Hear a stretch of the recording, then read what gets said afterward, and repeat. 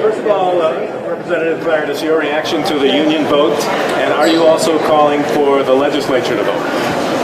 As you know, Mark, we have taken the position and will continue to take the position.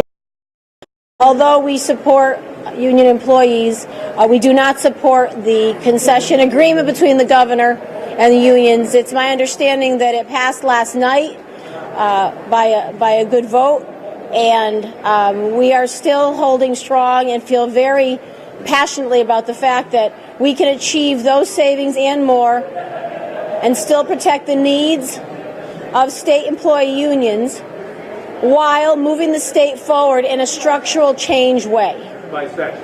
Correct. The union attorney, Dan Livingston, told me just a short while ago that would violate collective bargaining and that they would have the state in court should you ever prevail in that effort. Well, I'm going to tell you a story about my dad and I. My father is famous for asking me throughout time when something comes up, Themis, can I sue? And my answer is yes, you can. Whether you win is a different story. So if you look at other states that have been in this situation, you will see that there have been lawsuits. Most of them, I believe, have not been successful. I think there may have been some that have been. Is it a possibility? Yes. But the notion that changing these agreements by statute, that it is illegal, is factually and legally untrue. Were those other states that required that health and pension benefits be negotiated by statute? I think all the states, Paul, were a little bit different. I mean, the fact pattern in each state was different, so I couldn't really tell you exactly how each state operated. Whether or not is your position, would it foreshadow what the Republicans would do if the Republicans were in charge of the legislature and there was a Republican governor, meaning whatever happens with this agreement, that you would repeal the law that requires health and pension benefits to be negotiated? Well, we have said for several years now that we believe that law should be changed, that it should be allowed to be changed by statute. But I want to correct a few very untrue statements that have been made about the legality of all of this.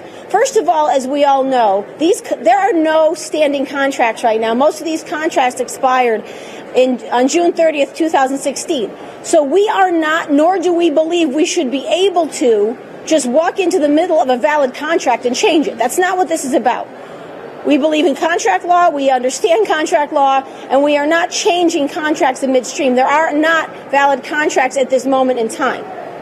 But to answer your question again, we have said for many years we believe that we should follow the lead of over 40 states that do this statutorily, that allow us the flexibility of it, that allow a governor, that allow a legislature to have these conversations to help move their state forward. And also, while you're doing that, protecting your state employees at the same time. Union concessions are part of this budget, but I think for most people, they're very frustrated. They want a budget. Even the union said today, we've done our part. State lawmakers, you do yours. I'm frustrated. My colleagues are frustrated on both sides of the aisle. I don't know anybody who's not frustrated. But Susan, I'll tell you this.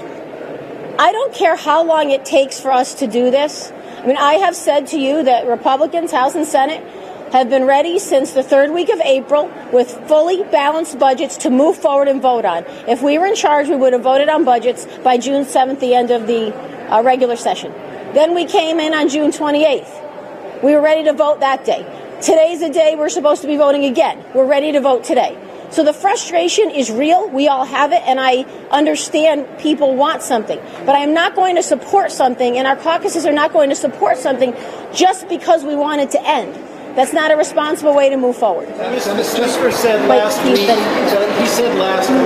he expected there would be a House vote on this. Has he assured you that this concessions package would be resolved affirmatively and not through the default process by nobody acting on it during the 2018 session? Did you say the Speaker said? Yes. I have regular conversations with the Speaker.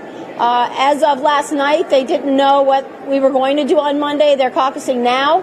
I will have another conversation with the Speaker later in the day for an update as to what they think may happen on Monday. Themis, what did you make of at least the margin that the state employees voted it by? Only 17% voted against it. Is there any appreciation there that they did in fact come forward, or do you think they're just coming forward on a bad deal? I think that they know that that's the best deal in the United States of America. And I don't blame them for voting for it. I understand from that perspective. But I will say again that there is an alternative way to do this where state employees are still being protected. They are more in line with the private sector, and the state of Connecticut can move forward. I mean, I don't know what else to say other than tying the hands of every taxpayer in this state for the next 10 years with 4-year guaranteed no layoffs and wage guarantees. Now, I don't know anybody, and I'm dying to find somebody. I ask everywhere I go, anybody in the crowd have guaranteed no layoffs for 4 years? Nobody ever tells me yes. Anybody have guaranteed wage increase? Nobody tells me yes.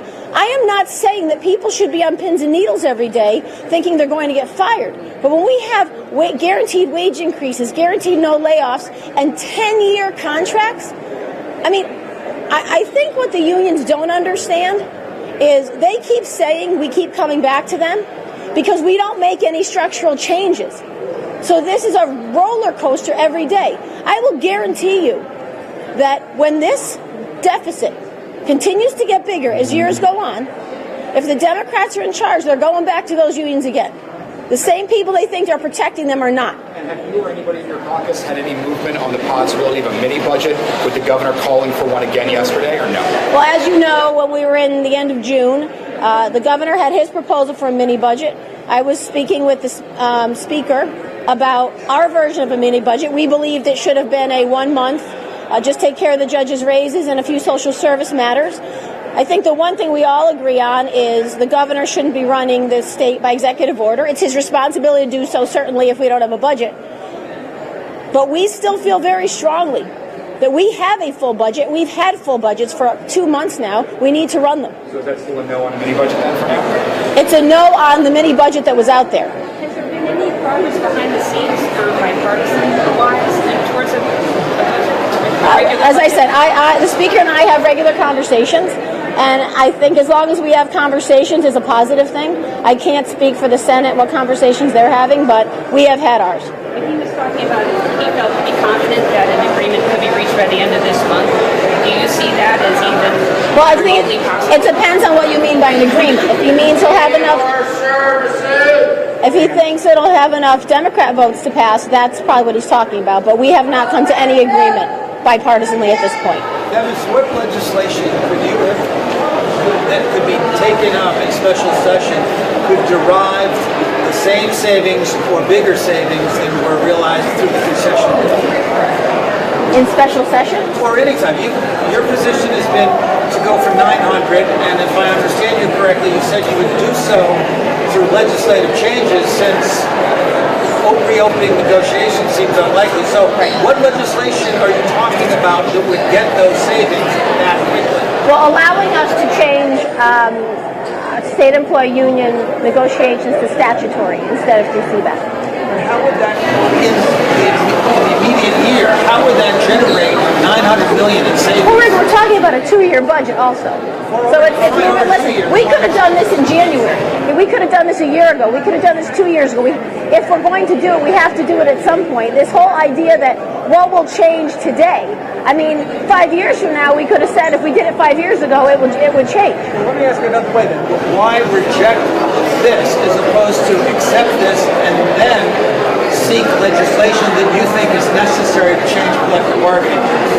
Because I don't philosophically and quite frankly fiscally believe, nor do our caucuses, that this agreement is helping the state. It's hurting the state, and the union employees don't understand it's hurting them also. But so you would reject it even without getting the savings for it? I am asking that we have to do all these things to move forward. I mean, I can't, I think you're asking me, is can I do it on my own?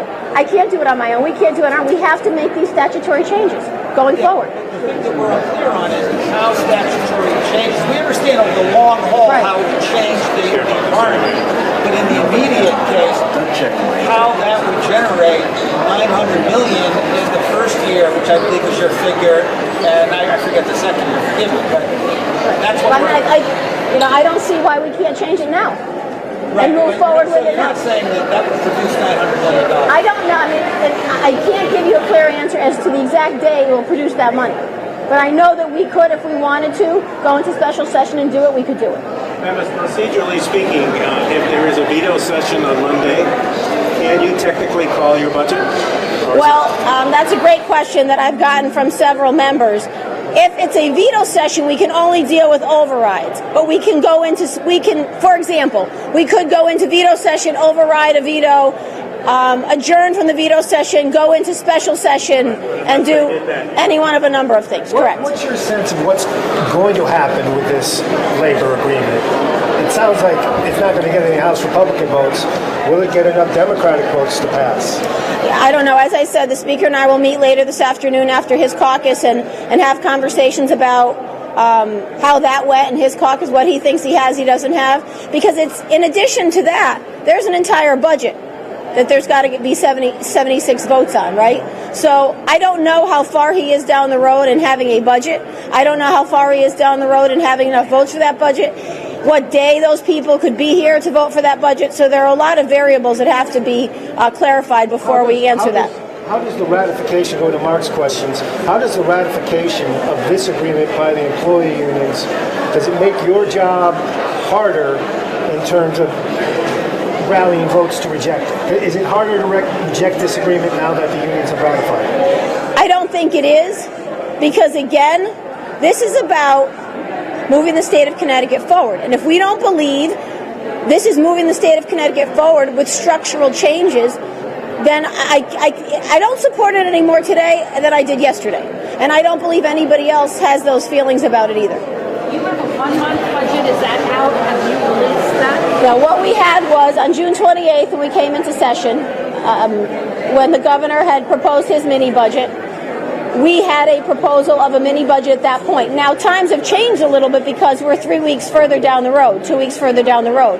So there would have to be some technical changes to it. At the time, we believed that the judges, raises that were going into effect on July 1st, those could only be stopped by legislative vote. So the governor can't do that on his own.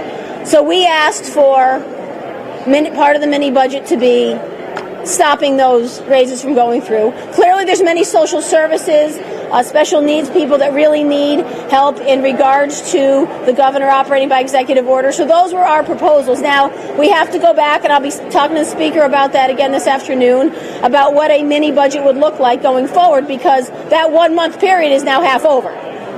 Have you been told that by the Speaker that there would be an up or down vote on CBAC, or that it'll be rolled into the budget in one gigantic vote? What have you been told by the Speaker? He has mentioned it both ways. As you know, and as he knows, I feel very strongly about the fact that it should be a separate vote. All right, thank you. Thank you. Thanks.